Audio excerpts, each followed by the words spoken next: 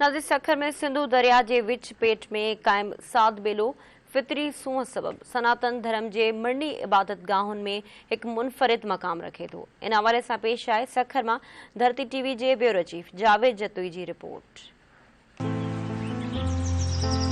सखर रोड़ी के विच बखर बंदर रोड ते कायम कदीम तारीखी साधु बेलो सिंधी हिंदुन लाए बंदगी लिहाज का गंगा ए हरिद्वार उत्तराखंड भारत का वधीक अहमियत रखंदड़ आस्थान है।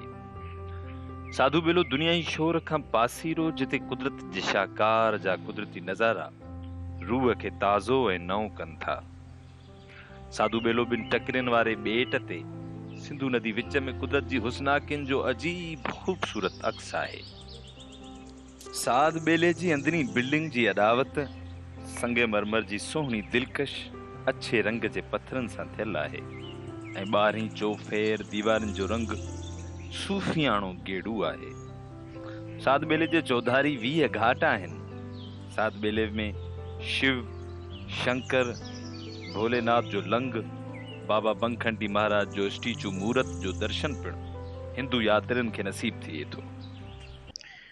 श्री साधु बेला दुनिया का सबसे बड़ा मेन मंदिर है, क्योंकि आइलैंड मंदिर पूरी दुनिया में नहीं है और यहाँ 7 दरिया टच होते हैं और पूरी दुनिया के अंदर 7 दरिया टच नहीं होते हैं। यहाँ गंगा, जमुना, सरस्वती, गोदावरी की सिंधु नदी में आके मिलती हैं और सिंधु की मर्यादा इतनी महानता है कि सबसे पहले सिंधु दरिया था और यहाँ से ही माइग्रेट करके फिर उन्होंने गंगा बसाई। जो मेन साधु हैं बाबा बनखंडी महाराज 1823 में इधर आए थे। बाबा की उम्र 60 साल थी। 40 साल बाबा जी ने यहाँ तपस्या की थी। बाबा जी का आने का मकसद ये था कि इसका वेद में जिक्र था, ऋग्वेद के अंदर। वेद हमारे धार्मिक शास्त्र हैं। बाबा जब इधर आए तो यहाँ 2 टकरियाँ थी, 2 पहाड़ थे। 40 साल बाबा जी इधर रहे और बाबा जी ने तपस्या की। बाबा जी उदासीन संप्रदा से कि बाबा जी ने शादी नहीं की, अपनी सारी ज़िंदगी तपस्या इबादत में गुजारी। और यहाँ सालाना मेला जून के अंदर लगता है, जो पूर्णिमा पूरा चांद होता है। और यहाँ शिवरात्रि का त्यौहार भी बड़े धूमधाम से मनाया जाता है। होली और दिवाली का त्यौहार भी बड़े धूमधाम से मनाया जाता है और वैसाखी का त्यौहार भी बड़े धूमधाम से मनाया जाता है। और पाकिस्तान के अलावा दुनिया भर से लोग इधर सयाह आते हैं, सयाह भी आते हैं, यात्री भी आते हैं, दर्शन हासिल करते हैं और अपना लाभ हासिल करते हैं। क्योंकि बाबा जी ने यहाँ माता अन्नपूर्णा देवी की तपस्या की थी। माता जी ने यहाँ वरदान दिया था कि साधु बेला में जितनी तादाद में लोग आएंगे जल और अन्न की खोटी नहीं होगी। साध बेलो सनातन धर्म के 68 तीर्थ आस्थानन में शुमार थिए थो, जंहिंजी फितरी सूंह फितरी हुस्न सां लाजवाब आहे।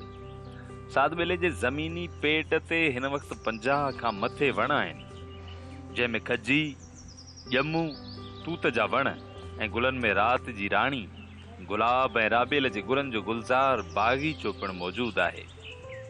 साध बेले ॿेट जे घाटनि ऐं पुराणनि वणनि में सवें पखियुनि जा आखेरा आहिनि, जितां हर वेल पखियुनि जूं ॿोलियूं ॿुधण में अचनि थियूं ऐं साण 30 खां वधीक पिणु मोर पखियुनि जा जोड़ा हिते ईंदड़ यात्रियुनि खे ॾिसण लाइ मिलनि था।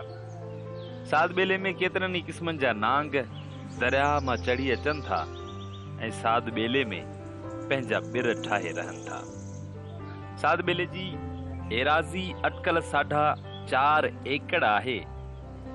जून जे महीने में साध बेले में 3 ॾींहं जो मेलो भी पिणु लॻंदो आहे, जंहिंमें श्री चंद्र सदांत भागवत गीता ऐं गुरु ग्रंथ जा पाठ रखिया वेंदा आहिनि। कैमरा टीम सां गॾु जावेद जतोई, धरती टीवी, सखर।